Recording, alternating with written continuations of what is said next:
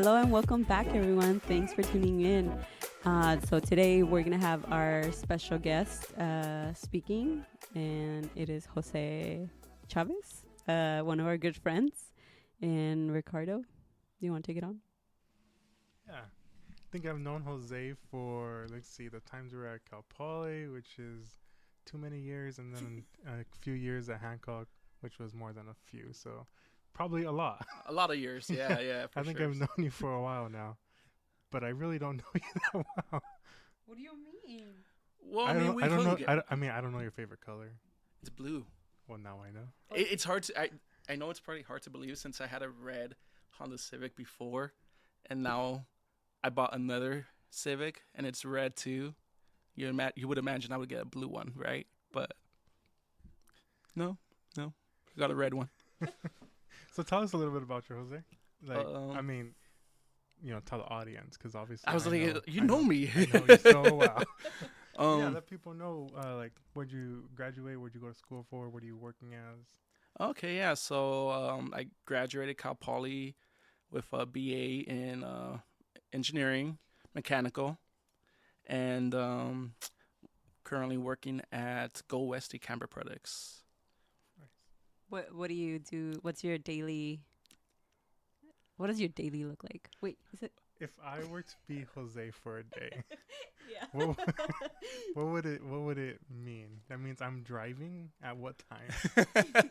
Yeah, so we were talking about earlier about my commute, and I actually wake up at 7 in the morning to drive an hour to work and clock in at 8 every morning. Yeah. So that's how it starts before I even clock in.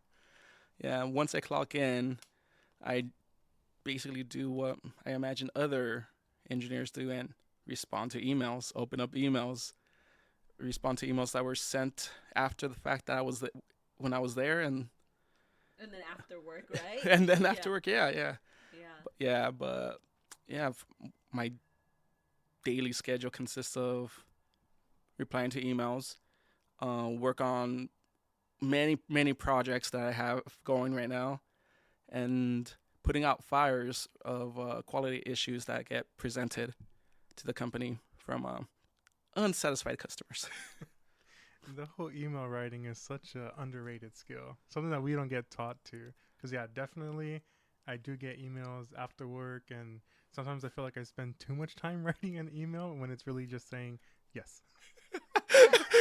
Oh man, I can relate to that. I've spent so many. I would accumulate them to days of trying to type up the perfect email that eventually just gets highlighted and then backspaced and said, "Yeah, sure, okay, I'll get that done." But really, what I want to say is no. Let's keep looking at other possibilities. Based on what the project is, and take some analysis and move forward based on that. But no, I just usually just say, okay, let's go for it. Right, and it's so weird when you're writing an email because, right, communicating your thoughts to someone else isn't exactly like speaking to them. Have you ever had that experience or was thought about that? Uh, yeah. So there was a moment at work where I got approached by one of the managers, and they were basically just relaying a message to me about how I came on a little too demanding and strong in some of my emails, and it got me a little sad because if you know me, I'm a pretty easygoing person. I don't try to be rude, and I don't see myself as rude. But when when you read my emails, I guess it comes across that, and that's actually like something I'm aware of. I had this one teacher back in high school who was teaching communication in technology, and one of the lectures she had was um, communicating through email. And what she said is, what you write is not really what you're saying. So like if you're writing something and you in your head it's coming off as one way, well, the reader could interpret it as in a negative way, and will probably cause some issues down the line, which in my case was. Yeah, I I think that's something that I'm starting to see at work too, is the perception of myself. I don't know if it's just the positions that we have, or if it's just me, because during one of our get-togethers, it was like a lunch potluck. I was approached by someone in accounting, and By they're who? someone. And I mean, he's a friendly guy, Hmm. and came up to me and he's like, "Man, I want to talk to you guys more, but you guys are always so serious." And by you guys is like he means like the engineering group, Right. and Makes he's sense. like, "You guys are always like on your computer. There's always something fancy going on, and you guys have headphones on." And I tell him, "Don't be afraid to approach, because most likely I'm just thinking, what should I eat for lunch today, or what's for dinner?" So I mean, like, it kind of that feeling sucks is when people don't approach you because they think you're unapproachable. But like, I think maybe just make an effort to get Smile to more. yeah, I guess smile more and talk to your other coworkers. But it's hard sometimes. Like, it just feels like a disconnect to other departments. Right. Yeah. I completely agree.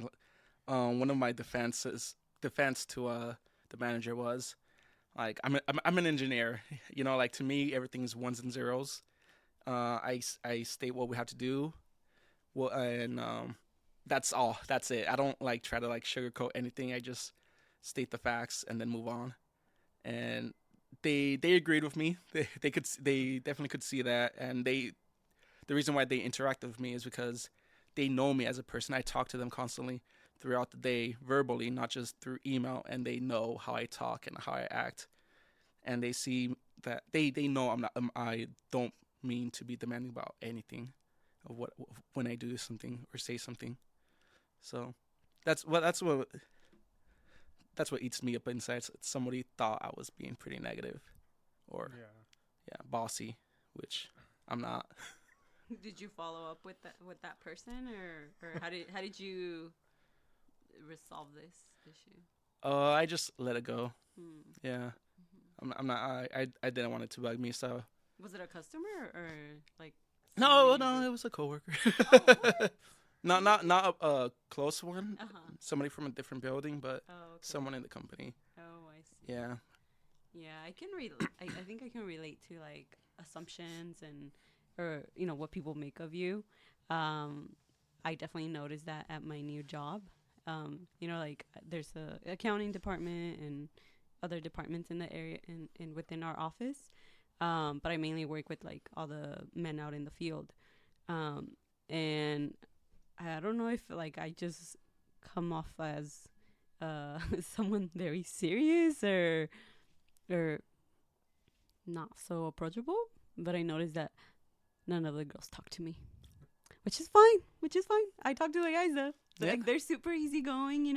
Well, the superintendents that I work with, like, and I just met one today too. So yeah, like I noticed that, and I'm like, is it me or do I have like a RBF? RBF. I can't say it on the podcast. Tell me later. Google it. If I Google it, I'm gonna say it out loud. Yeah, I think that's another thing they don't teach you like in school, right? Is your workplace and the interactions you're gonna have with all the coworkers, and you'll have a really good group or close group that you work with, and then it's really hard to connect to other people that are in your working group. Mostly, I would say because uh, they don't have this like in your working group. Most likely, they're doing similar things you grew up doing or went to school for. So all those you can make connections there. You're like, oh, I took that class, and that kind of leads to conversations and kind of builds those relationships. And then if you try and talk to someone else that's not even in your realm, like in your same department, it might feel forced, or you need some kind of natural connection. I think that's like the hardest part about going into these companies is like getting connections outside of your working group. Yeah, for sure. My company every Friday we have I forgot what we call it, but it's basically we get just a beer after work. We just Friday. beer Friday, yeah. Brew 30. Oh, really? That's exactly what they had at Canon. Oh, okay. Yeah. But it bugs I me. never went. It bugs me so much because it's technically when we clock out, which is 5, but they call it Brew 30.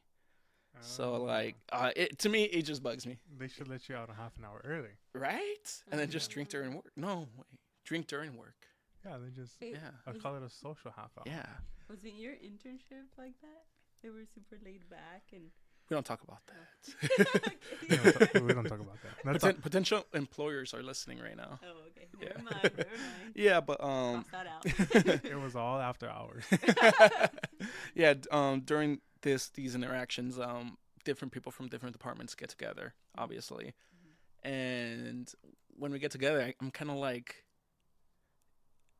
I don't know what to say to them. I don't know. Should I talk about work? Should I just...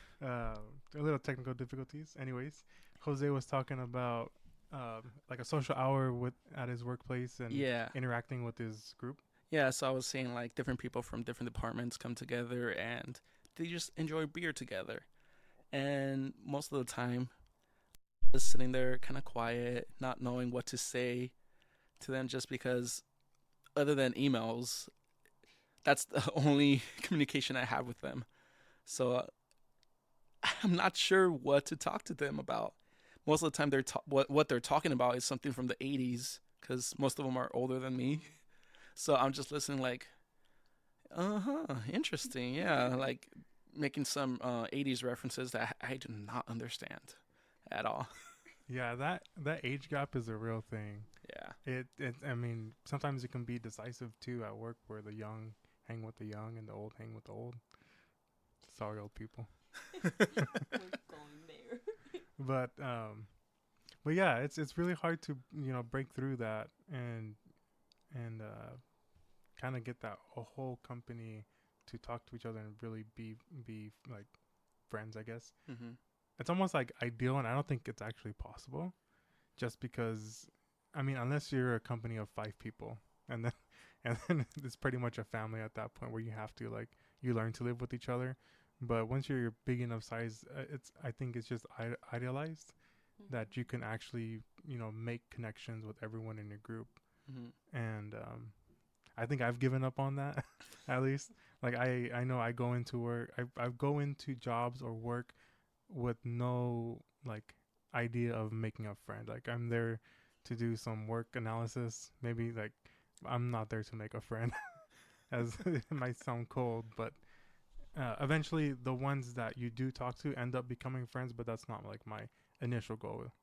I'll eventually make a connection, and maybe that's why at first when I work at places, I'm not immediately talking to everyone, and eventually I've talked to 1 or 2 people, and then those are the connections that I make. When you say eventually, how long does it take? Because just based on my experience, it's if you communicate with your coworkers a lot faster, it makes things better just because you get things done faster. You it's easier to approach somebody if there's an issue. That's just from my experience. I totally agree. It's hard for me. Okay. I agree with they obviously have been working there, so they know their ins and outs of even the software around the company, who to talk to, who to go to. I guess maybe because I'm introvert. I'm introverted, so I don't really try to make that connection up front day one. And but yeah, I mean, I agree with you on day one. You're new, you just don't want to put yourself out there, but maybe within the first month, start learning some names.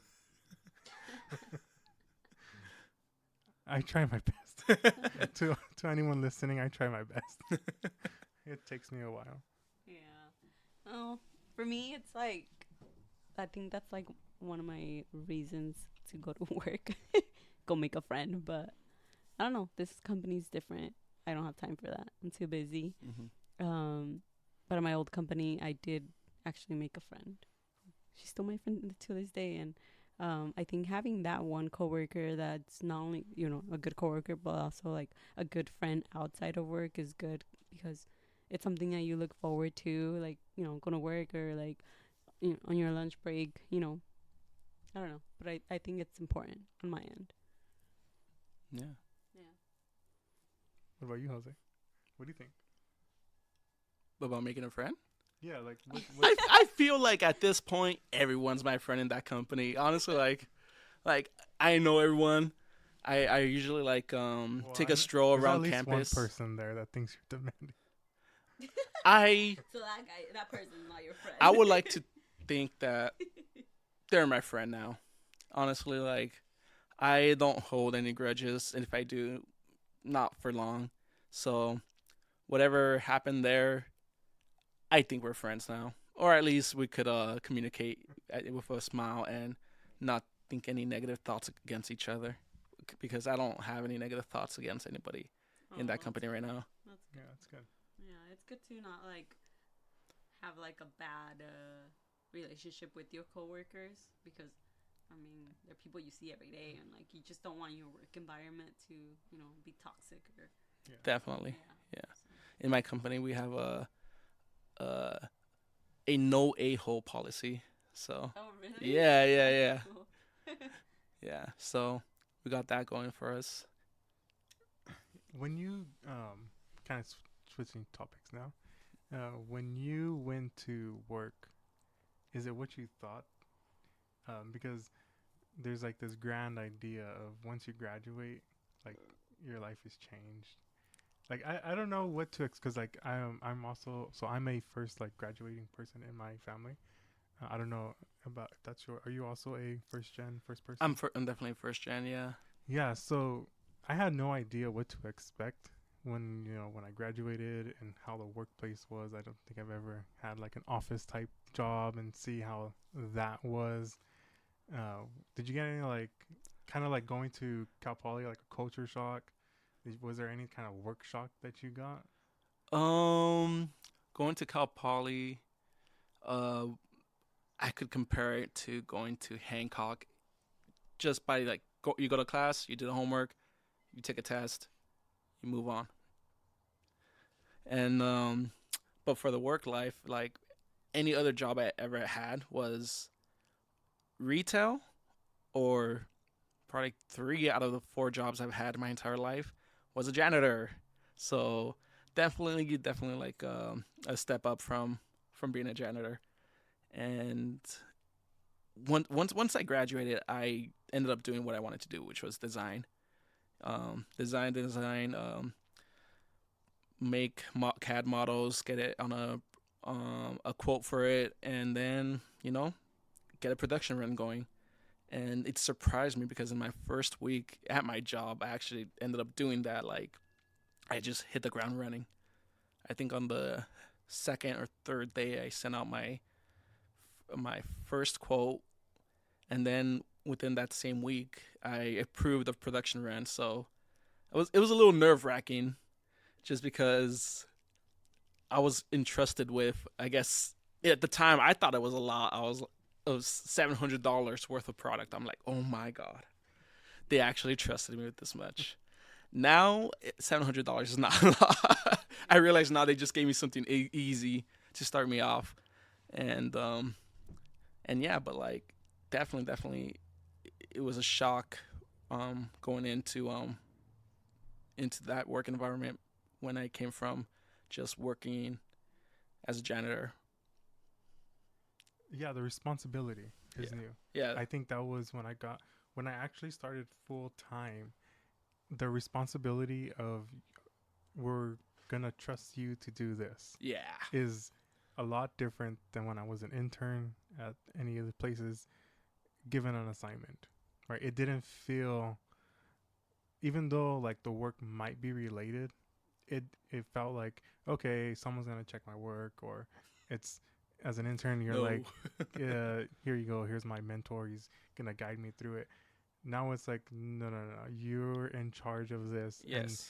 And this is an actual product that needs to be done correctly. Mm-hmm. And I think that was new, and that was something that was like exciting, but also very like like not stressful, but like I don't know, Nerve wracking. nerve wracking. Yeah, it was like nerve wracking because like they're looking to you for your Yes. expertise. Yeah. They're looking to you for your. You have the answers, you Yeah. know. I'm like, oh, Don't ask them for the answers. I was They're like, well, no, I got a C in dynamics. So I think that was new for me, and it's helping my communication because I definitely noticed. I don't know about you, but like presenting your results has been a little challenging for me. Like I create a slide deck of the results that I've done, like analysis, and it's been challenging for me to clearly say what I'm trying to say. Like I'll even have like a little speech in my head ready, and then that just goes out the door. Yeah. It's like, no, that's not what I wanted to say. But that's been my like next goal, is to learn how to clearly communicate my results. Right. I think that's been that was like the most shocking thing to me, was how to do that. What about you? Well, for me, I don't present. Well, I kind of do, but like it's more like in meetings. Like yesterday, we had our weekly meeting for our project, and this is just my second week. So moving forward, I think I'm gonna start talking more, and it's kind of intimidating because like I'm talking to like the architect, or more like the architects in the meeting, the engineers, the district, and then my team, and it's just a bunch of men. But men, yes. So it's kind of intimidating, like in terms of like I'm still familiarizing myself with like the projects, and them asking me like the status on, I don't know, submittals or RFIs, or who had a question on what, and if the RFI has been sent out, or clarification on the question. So I think that's presenting. Yeah. So wait, I'm kind of lost. Yeah. She So agrees with us. Yes, definitely. Yeah. Yeah. I think the best part about, well, it's not the best part, but one of the highlights is I don't really have to verbally communicate like my findings. I write it. I have all the time in the world because I write it in an email, get all my facts, all my data, and write it out as a quick little, not a quick little memo, but a memo that highlights every little thing I found while doing the project. Other than that, like my boss sometimes comes into the R&D room and just asks us what's going on, what's new. Tell me about this project, where we're at, and we verbally communicate what we're doing, issues we're having, how we're approaching it, and then he is also an engineer, so he's a PE, so he definitely has a lot of input to give us based on what we're doing, and based on that we either we all work together to try to like solve the issue, or we just we work with what we got because it's working and it works great. So yeah. Well, enough about work. Yeah, I hate work. Why are we talking about work? I don't talk about work after I get out of work. I don't. We try. Yeah. But work was work. Work is work. Yeah. It was a good day. That's all we need to. That's all that needs to be said. It was a good day. It was a good day. Stuff got done. Stuff got done. More than yesterday. Exactly. Or just about the same. So, how did let's just go back quite a bit. How did you decide to do engineering? And like you said, you were the first in your family, so engineering is like, at least for me, it didn't come up until I was like halfway through my junior college.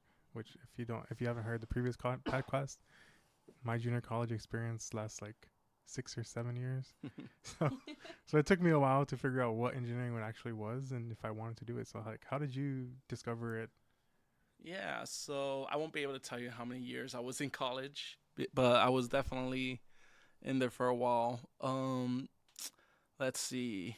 Right out of high school, I went to Allen Hancock College, and not by my choice, actually. I was not going to go to college at all. I was actually just, I don't know what I was gonna do, but I wasn't gonna go to college. But I ironically had a Hancock account created freshman year of high school by one of my teachers, and when I when senior year came along, she was encouraging everybody to go to do the FAFSA. I guess like 2 or 3 people were gonna come in and help people out to create the FAFSA accounts, and I wasn't gonna go. The only reason why I went was because my girlfriend Monica ended up wanting to go to Hancock, so she ended up going to FAFSA or a little orientation and dragged me along. And while I was waiting, I was just sitting on the chair next to her, and one of the people came along and said, "Hey, you want to sign up for FAFSA?" And I said, "No, I'm good." And they're like, "Come on, I'll help you." And basically did almost everything for me except I put in some information that only I could answer. And yeah, so I had a Hancock account and I had FAFSA, but I still didn't have classes and I wasn't going to pick any. But my great teacher who ended up creating me the FAFSA account, my Hancock account, ended up finding out that I did FAFSA. And she said, "Log on to your portal." And she basically chose a couple classes for me, just some general education classes, and started my path for me basically. And in my head, I'm thinking like, should I go? Should I not? And I think later on in that week or 2 weeks later, she at the time like they don't do it anymore, but Hancock had this START program where you go and take a test, and it's a placement test to see where you rank and where you should be placed for English and math and just to see where you should be placed, if you should start taking the college courses or you still need a little bit more help. So she took us there, ended up taking the START test. And the only reason why I went was because she said, we're all going to In-N-Out later afterwards for lunch. And I'm like, heck yeah. So ended up taking the START test. I got placed and started my career there. And I didn't know at the time, but like she had put engineering as my major. And I didn't know that, but I went to school because I had classes. I said, well, I mean, I might as well go. So I ended up going to college. I took some classes, and then ended up taking some welding classes as well at the same time. And I did probably 2 or 3 years of that, and thought to myself, I could do welding. So I think I got to the very last class where I have to pipe weld, which is one of the hardest classes at Hancock. And everyone around me was kind of like goofing around, like getting some sticks and just doing like arc flashing each other's eyes as a joke. And I just saw that as immature, definitely was immature, and decided not to pursue welding at that point, and started looking at other majors. And engineering was one that I knew about because it was as my major initially. And I started to look into it, and I'm like, yeah, this is cool, this is great. I started taking some physics, started taking some math, and I was always pretty good with math, so that part of that my education was pretty simple. It was definitely challenging, but I think it was a little bit more simpler because I always got math easier than any other subject in school. So I was there for X amount of years, probably 10, I don't know, and eventually graduated and transferred with Ricardo and Esther. Well, I'm still in school. Well, I transferred with you. You transferred with me, yeah. Yeah, that's what I said. Yeah. I know Ricardo loves school too much. Yeah, he But loves you'll to be see done can't leave. this quarter. Hopefully. Yeah. you will. Yeah. But yeah, went to Cal Poly, finished, got my bachelor's, said I'll go back for my master's, and realized I don't like school anymore. So I don't think I'm gonna go back for my master's. I'm just gonna like get my FE, PE, and call it good. Yeah. Yeah. Have you started the process? I started the process, and I haven't moved since. But I'll get there. Yeah. When you finish school, there's just this like, I don't want to go back to doing homework No. and tests, and it's just that's where I'm at right now because I'm working full time, and it's like I dread homework. It's like, why? You know. Yeah, so it's really challenging, especially to majors that have to go back. Yeah, definitely. That have to go back and get their licenses. Mhm. Either that's like a civil engineer or a mechanical engineer. I'm sure there's others. Yeah, that has. Yeah, good luck with that. Yeah. I mean, it's not impossible, but it'll definitely be a challenge to get back on the saddle. Yeah, definitely. Like, I think it's getting your license, especially if you're civil mechanical, it's pretty important. I started the process like you, Nice. but I haven't moved. See, But it's because it's hard. Like, you're working full time and then you Yeah. come home and try to study and like I switched jobs, so like I don't know, this job drains me. So Yeah, and then it drains you, and you just don't have the time. Yeah. and then previous, you guys' commutes are fairly long, so sometimes you get home, you just want to relax. Yeah. There's times where you get home and you just want to like sit down. Right. Especially after a long drive. Yeah. Yeah. For me, it's 11 hours that I'm just like awake for sure. Just wired from where I had to drive to the morning, working throughout the whole day. And then drive back. That's like 11 hours for me. I have to just have my eyes wide open. Yeah. So I just want to take a little nap. Should take a power nap. Just take a power nap. Yeah. So what are your goals with or in the future as a mechanical engineer? Like, what are you working towards ultimately? Good question. You know who has that answer? Future Jose. Present Jose.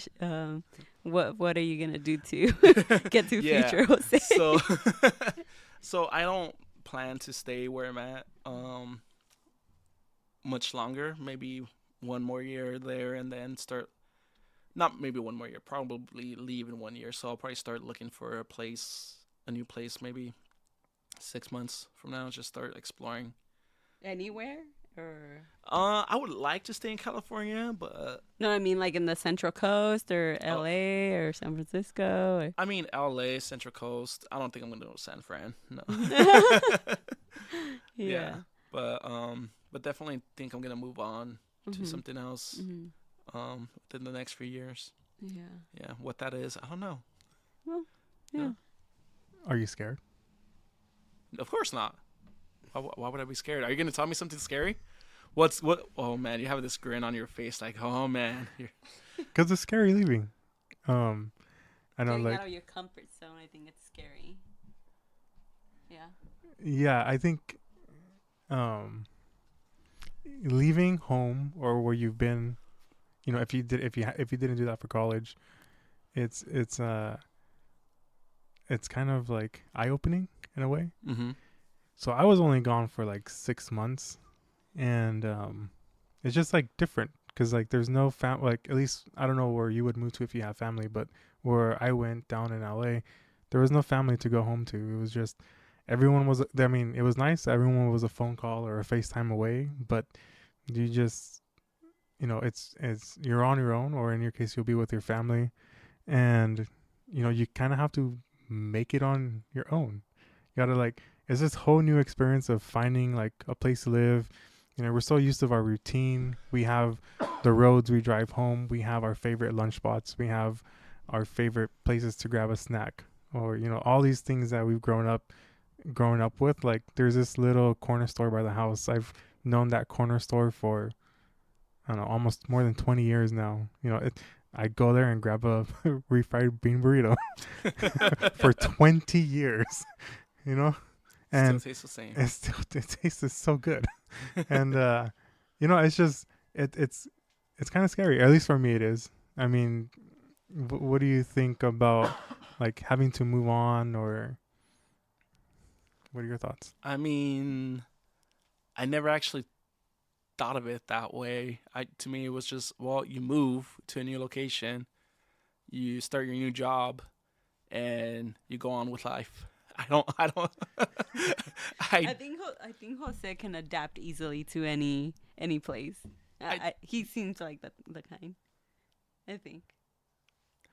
I mean, have you ever worked outside of the area where you live? Like, let's say outside of where you're working. No. He has yet to experience that. Yeah, I mean, it's a fun, like, it's definitely an exciting time moving on, and yeah. Mm-hmm. I know Esther worked in San Francisco. Oh, yes. After my internship ended, I realized that I am not a city girl. Like, too many crazy people out at 3 a.m. Yeah, it's crazy. Well, you just don't live in the city. You live in the outskirts. But I just wanted to try to, like, live in downtown, and I was very fortunate to find a apartment in downtown San Francisco, and yeah. And then I realized I didn't like it, so yeah.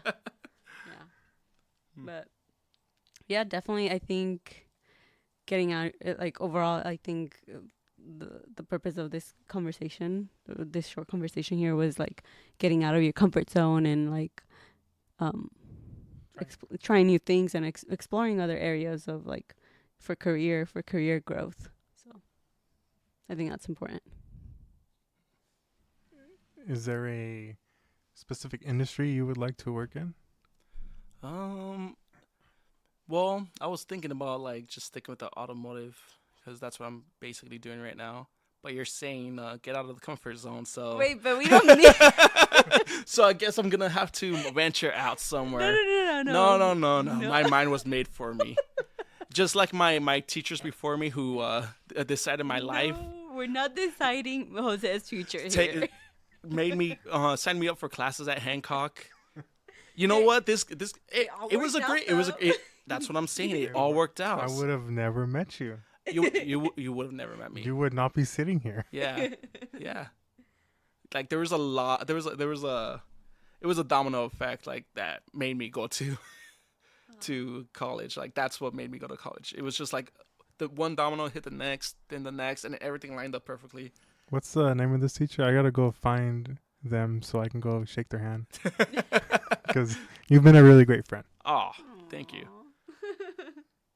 I hope I was too. So what was the name? Quaid. Well, I call her Quaid. It's Miss Quaid to other people. Yeah, okay, yeah. Miss Quaid to us.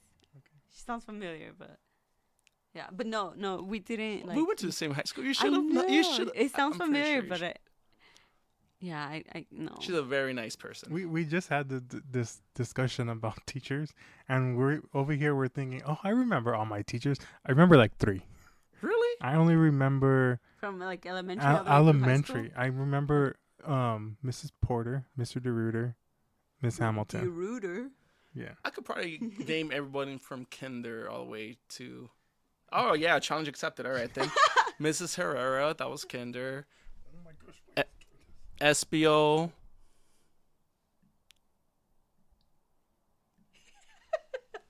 I never seen Ricardo like frustrated. We just had some technical difficulties. So I don't know where it left off. I am deleting every Microsoft app on my computer because I keep getting a pop-up. So I'm very mad right now at Microsoft. Anyway, back to Jose's challenge. So if in case that part didn't get recorded, The challenge was we just had a conversation, Esther and I, about our teachers and who we can remember. And over here I'm thinking, oh, I can remember half my teachers. I only can remember 3: Miss Porter, Mr. DeRuiter, and Mrs. Hamilton, for their various reasons that will not be spoken. So the challenge is, how many teachers do you think you can remember? All right. Okay, so starting off from kinder, I got Mrs. Herrera. I got Espio. I got Prober. That was second grade. Third grade was so this is weird. Third grade was weird because I had 2 teachers. For the first half, my class was a 3rd and 4th grade class combined into one, and that was the Bransky. And then after the second half of the year, they said, you know what? You're not going to teach 3 and 4. I don't know why we made you do that. We're going to just have you teach 4th grade and then, find a 3rd grade teacher. That was Casada. So, yeah, so I'm at 5 teachers, but really I've only been to 4th grade. I'm only on 3rd grade right now. 3rd grade. So 4th grade, I was at Dobransky. I had him for 3rd grade and 4th grade. Mm-hmm. And that's 4th grade. 5th grade was Westall. 6th grade was Miss Woods. Now it becomes junior high. So I don't know. Am I supposed to name every single teacher I've had in junior high school? Let's go rapid fire. All right, let's see. I had Soares. I had yeah, that's it. But going to high school, I had Quaid. I had Paulus. I had I think Paulus too. You had Paulus? Yeah. Paulus was great. He was cool. Yeah, he actually gave me a calculator that I was supposed to return to him after my time at high school because I didn't have a calculator back then. Oh. I did everything by hand or in my head, so he gave me a calculator just to speed things up. And he told me, "Give this back to me, man. I trust you." I still have it. What? Yeah.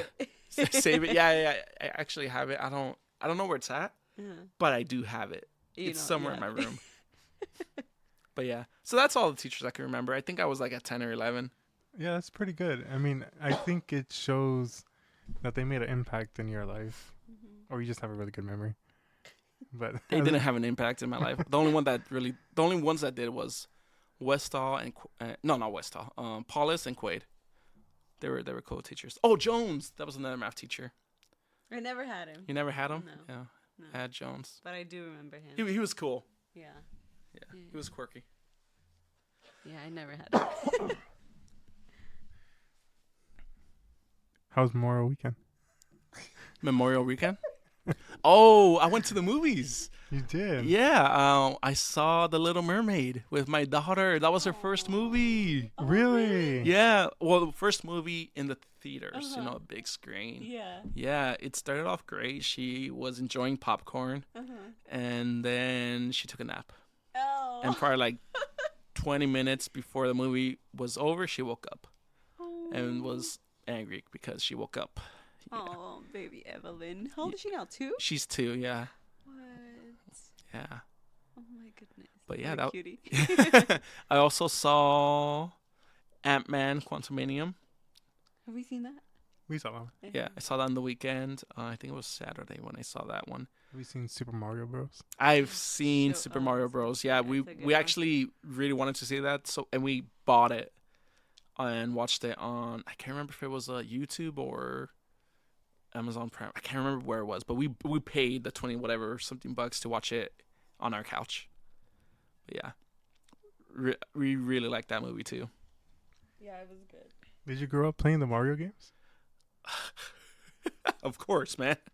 I think one of my favorite Mario game of all time, and I think if you know it, you're gonna relate, is Super Smash Bros. On the 64. I still have the console. I still have the game, and I haven't played it in years, but I would play that every day in 6th grade. Like, every day. You know, so we went to go see the Super Mario Bros. I'm not gonna lie, I got emotional. Really? You did? Yeah, I got emotional. I was crying. I was not like an emotional. It's a sad movie, but like it was like. Yes, it was. I mean, it was. How was it a sad movie? Who died? No one died. This ain't a Disney movie. They don't gotta kill off a parent. Was it this one that I got sad? I was sad. I was crying. I was bawling my eyes out. No, it was the Rocket, the other movie they went to watch, Guardians of the Galaxy. Oh, don't tell me. Oh my Oh. God, you just spoiled it for me. I heard you say the name. Rocket. No, I. You said He it. hasn't seen the movie. I haven't seen Guardians. I seen Ant-Man. Well, what did I spoil out of there? You said someone died, and you said No, I didn't say someone died. Rocket. You You said alluded- Rocket, you and then alluded oh to yeah, it. it's so sad because it died. And No, it didn't. I did not spoil it for you. then how do I know what happened? Someone told you. No, but that's not what happened. Nah, I'm assuming that's what happened now. But that's not what happened. I was just sad. Cause Wait, but now you're spoiling it by saying that that's not what happened. Okay. Something else happened. No. Okay, change the subject. So why were you emotional about Super Mario? Because it brought back a lot of childhood memories, Oh, and I was like, this is Mario. This is what I grew up on, yeah, and it was cool watching the movie. yeah. It definitely was like it made me feel older, because it was like, oh, they're like childhood is over, kind of thing. Where, but yeah, it was really cool seeing the Mario movie and we're like playing. A lot of the references were really cool. I didn't like Donkey Kong. That's What was wrong with Donkey Kong? I don't. He didn't play. He didn't do a good job. Whoever was the actor. always choose them every time we play that game. No, that's why. Like I like Donkey Kong the player, but I didn't like the way he was portrayed in this movie. I think he felt a little jockey, or like high school bully type of. Yeah, Vibes. that's what I got, and I was like, it didn't really. Yeah. I didn't like it. I mean, who is Donkey Kong really? Like how like what impression did you think he? How should he have acted? I don't know. You know, because in the game in one of the games he was throwing barrels at Mario, so he was pretty aggressive. Oh yeah. And that's other than that, like that's the only game I really know him besides Smash Brothers and any racing game where he's throwing bananas at, Mario. So yeah, he's still aggressive there too. Yeah, I don't know. I just couldn't vibe with Donkey Kong. Well, But- I could definitely vibe with the movie, especially when Rainbow Road came into play. I'm like, yeah, that's Rainbow Road. Like I said it out loud too, and I wasn't embarrassed about it. Yeah, it was a great movie. I really liked it. So.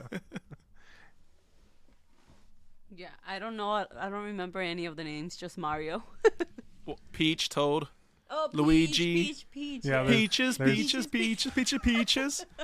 There's one person on this table that didn't play Mario growing up. Oh yeah, I didn't. Wow. Yeah. Not because I didn't want to. I couldn't afford it. Oh. That was out of our budget. Yeah. Mm-hmm. Yeah. I didn't have a childhood like you, Ricardo. Okay. Yeah, but now you're over here playing Mario Party, Mario Kart. Oh yeah, on the Switch. Yeah. I don't know. Is that what you have? Yeah. It's a great family game. Yeah, definitely. Oh, you guys should come over. Like, we can play it, huh, Sam? Yeah, we're done. Yeah. We got one Switch. Yeah. Yeah, but that's all you need, right? Like one Switch and like as many controls. Yeah. That's how it works. Yeah. It's pretty fun. Yeah. I like it. It's fun. We got Mario Party. So have you ever played that? Yeah, oh yeah, that one's fun. Yeah, that one's fun too. But thank you for allowing us to conversate.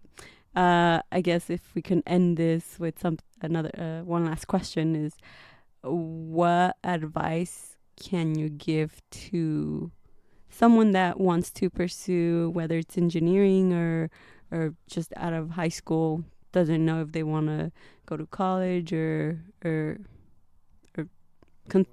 or whatever they want to do.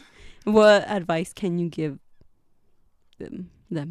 Well, like I said, I didn't plan to, and I wasn't going to because until I was pushed by other people, and if I wasn't surrounded by people who like pushed me to do that stuff, I would have regretted it, or I would have known. I wouldn't have known if I would have regretted it because I would have never went to college and I would never experience everything that I experienced. So like, but I know now, like if I had not gone to college, I would definitely have regretted it.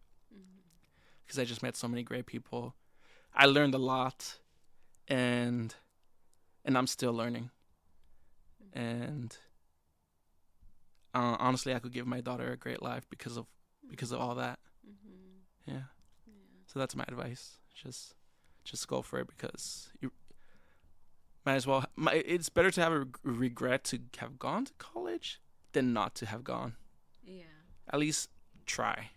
At least, like, even if like you don't end up using your degree, you'll at least have an education. Yes. I don't know. To me, it's like, I don't know, why sit around, or why. I don't know. To me, it's a topic where, like, if you don't go to college, like, what are you doing? But everyone has their own ways of pursuing different things, and it could be, that people rather focus on, I don't know, making music, or which is good too, but I strongly believe that college is important. So that's just me though. Are we biased because we went to college? No, well, I feel like because our parents sacrificed so much for us that Yes. like, at least I can, speaking for myself, like we had a hard time growing up, and I saw how hard my parents worked, and for me not to go to college or pursue something higher than high school was a big no. I don't know, that's just me. Sorry for cutting you off. We might be biased for going to college and saying you should go to college, or not should, but like it's recommended, because I think I can still make a decent living without a degree. I think that mentality is what like kind of gets you through college in a way, is like you have that mentality. So if you're good at something, you can hone that skill in college, or you can hone it outside of school. And if you know how to leverage that to make yourself a decent career, then you don't have to go to college. But college just opens you up to everything, to different experiences. I had no idea what I wanted to do in college, and I think I took almost every class at Hancock besides like the art classes. Yeah, like I took all the biologies, all the chemistries, all the physics, all the math, all the computer science. And that having that opportunity allowed me to go into what I wanted to do, but by no means that I have to go to. I think I could, make a good living outside of college. Yeah.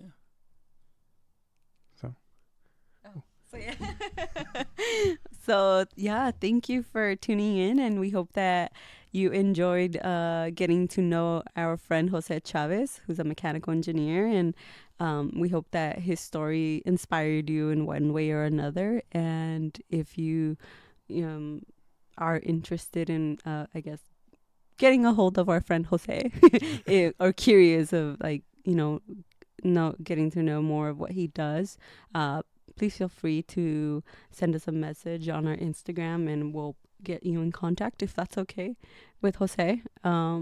But yeah, thank you, Jose, again, and we really appreciate you joining us in our podcast. And yeah, anything else, Ricardo? That pretty much wraps it up. Thank you, Jose, again. Thank you so much. It was fun being here. How should we do that outro? Should we end it with peaches? Oh, we can do that. All right. A trio of peaches. All right. 1, 2, 3. Peaches, peaches, peaches, peaches, peaches, peaches, peaches, peaches, peaches, peaches, peaches, peaches, peaches, peaches, peaches. I love you.